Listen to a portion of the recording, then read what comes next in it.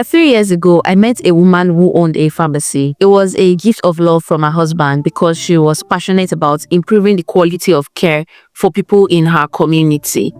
Now, the problem was, while she understood how to deliver care, she struggled with the business side, knowing what medications to stock up on, managing expiry and other inventory issues, understanding what patients need to be able to predict trends, and also managing her finances.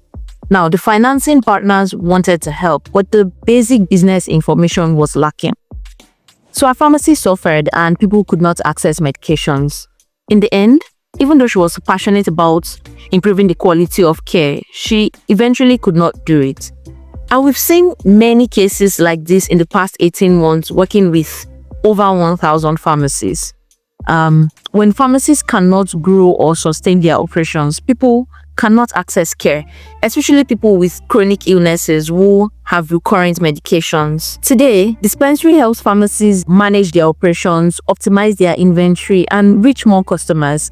But access to capital is still a problem, so we're launching CareCapital. For the first batch, we're looking for 50 female-owned or female-led pharmacies to go through a 6-week program where they learn supply chain best practices, data analytics, and access to financing to grow their pharmacies, as well as other perks. Additionally, the top 6 get access to a 10 million naira fund. For us to simplify access to medications, we are equipping pharmacies with the right tools that help them grow. So share this with a female-owned or female-led pharmacy that's a fix.